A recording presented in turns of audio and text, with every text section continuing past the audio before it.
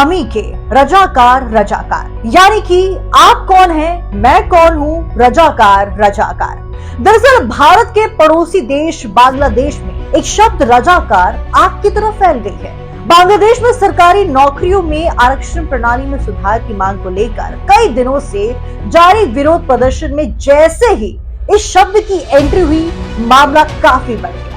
मामला इतना बढ़ गया कि बांग्लादेश के प्रधानमंत्री शेख हसीना की सरकार ने बीते शुक्रवार को बांग्लादेश में राष्ट्रव्यापी कर्फ्यू की घोषणा की। छात्रों के प्रदर्शन आरक्षण का पैमाना बदलने के बीच आखिर रजाकार किया है, जिसकी एंट्री से ही बांग्लादेश में आग भड़क गई है।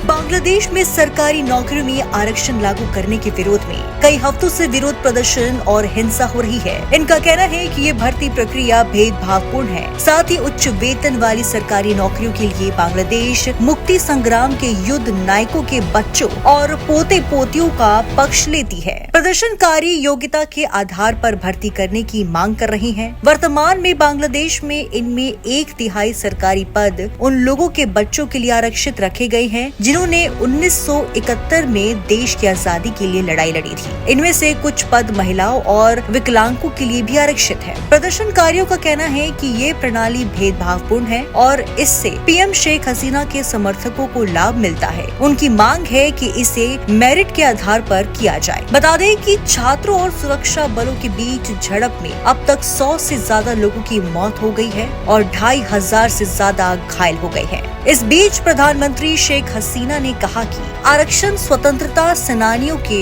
वंशजों को नहीं तो क्या रजाकारों के वंशजों को दिया जाना चाहिए। इस पर आंदोलनकारी छात्र भड़क गए और उन्होंने रजाकार शब्द को ही सरकार के खिलाफ अपना हथियार बना लिया है। शेख हसीना के बयान से नाराज कुछ प्रदर्शनकारी छात्रों ने पलटवार करते हुए तुई के अमी के रजाकार रजाकार के नारे लगाने शुरू कर दिए। विरोध प्रदर्शनों के बीच जैसे ही कुछ छात्रों ने खुद को रजाकार कहा, मामला और बिगड़ गया। इस घटना ने देश में भारी विवाद खड़ा कर दिया। प्रदर्शनकारियों ने सरकारी टेलीविजन स्टेशन में आग लगा दी। हिंसा के कारण रेल सेवाओं को बंद करना पड़ा। देश के कई हिस्सों में मोबाइल इंटरनेट बंद कर दिया गया है। स्कूल कॉलेज भी अनिश्चित काल के लिए बंद है और आखिर में कर्फ्यू लगाना पड़ा।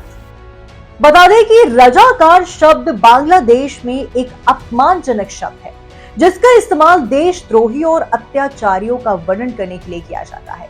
रजाकारों ने पाकिस्तानी सेना के लिए जासूसी का काम किया, साथ ही बांग्लादेश के लोगों को भयभीत किया। रजाकार, जिसका अर्थ होता है स्वयंसेवक या सहायक, कई पाकिस्तान समर्थक बंगाली थे जो पूर्वी और पश्चिमी पाकिस्तान के विभाजन के खिलाफ 1971 में बांग्लादेश मुक्ति युद्ध के दौरान इन्होंने पाकिस्तानी सेना का साथ दिया था।